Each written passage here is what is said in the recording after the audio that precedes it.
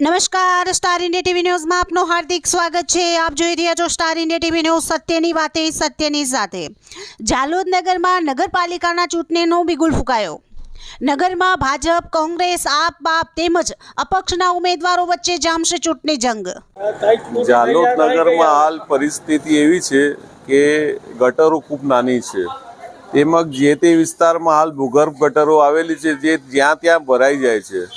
વરસાદી પાણી જે તે વિસ્તારમાં જ્યાં ભરાય છે ત્યાં પાણીનો નિકાલ નથી, એટલે જે તે જગ્યાએ ખૂબ તકલીફ છે। એની હાલ પાણીની સમસ્યા જોવા જાઓ તો હાલ અહીં પીવાની ટાંકી એક જ છે અને પીવાની પાણી ટાંકી એક જ છે, ત્યાંથી સપ્લાય થયા છે અને પૂરતા પ્રેશરથી કોઈને અહીંયા પાણી મળતું નથી, એટલે બબ્બે દિવસે પાણી મળે છે। તો ગરમી હાલ શિયાળો છે તે ચાલી ગયું, પણ હાલ હવે આવનારા ચોમાસામાં જો આવી જ રીતે અગર નગરપાલિકા કાર્ય કરશે તો ગરમીમાં લોકોને ભાડેથી ટેન્કરો લાવીને પણ પાણી લાવવું પડે એવી સમસ્યા અહીં છે। જાલોદમાં કયા પ્રકારનો વિકાસ થયો છે અને આવનારા સમયમાં કેવી અપેક્ષા છે?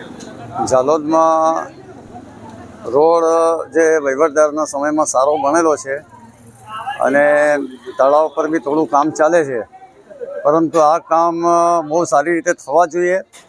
અને બીજું કે જાલોદ નગરની જે લાંબા સમયથી ચાલી આવતી સમસ્યા છે ફિલ્ટરવાળું પાણી, ફિલ્ટર પ્લાન્ટ 2 વાર ફિલ્ટર પ્લાન્ટ બનાવ્યા, બંને વાર એક ડોલ પાણી આવ્યું નથી અને ચોમાસા દરમિયાન બહુ જ ખરાબ પાણી આવતું હોય છે। તો નગરને અમારી આ નવા જે કાઉન્સિલરો ચૂંટાઈને આવે તેની પાસે અમારી આ સ્પેશિયલ માગણી છે કે જાલોદ નગરના તમામ વિસ્તારમાં ચોખ્ખું ફિલ્ટરવાળું પાણી મળવું જોઈએ અને લગાતાર મળવું જોઈએ, એવું નહીં કે એક દિવસ આવે ને પછી બંધ થઈ જાય।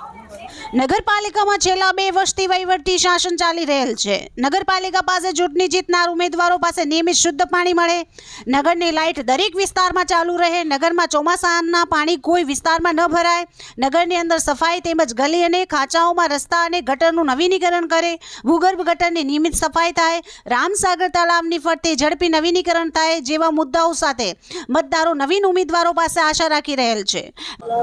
આવનારી ચૂંટણીમાં કેવા કાઉન્સિલરોની અપેક્ષા રાખી છે? આવનારી ચૂંટણીમાં અમે કાઉન્સિલરો એવા હોવા જોઈએ કે જે પ્રજાને શું પ્રશ્ન છે અને પ્રજાનું મન જાણીને પ્રજાનું કાર્ય કરે।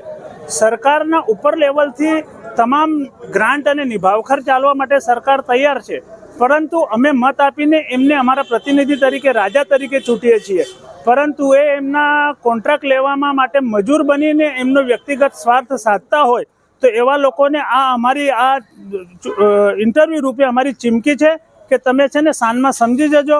કદાચ ભૂલે ચૂકે તમે બીજા કોઈ લાલચ પ્રલોભન આપીને આ વખતે જીતી જશો, પરંતુ અમે તમને કામ તો નહીં જ કરવા દઈએ। એટલે તમે પ્રજાના વિકાસના જે કામો છે, પ્રજાને શું જોઈએ, લાઇટ, પાણી અને સફાઈ, એ 3 કામમાં તમે ગમે તે કરવું હોય કરો। અમારો એવો જાલોદની પ્રજાનો મત એ મારો મત।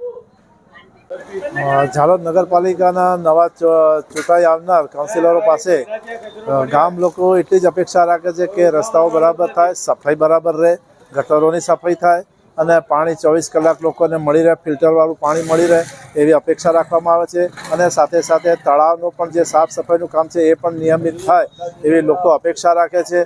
અને જે રસ્તાઓનું કામગીરી છે એ રસ્તાઓની કામગીરીમાં પણ રસ્તાઓ સારા 5 વર્ષ સુધી ચાલે એવા તો બનવા જોઈએ એવી લોકો અપેક્ષા રાખે છે।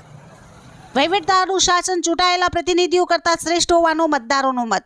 Star India TV news, Jhalod reporter Pankajbhai Pandit, જિલ્લા દાહોદ।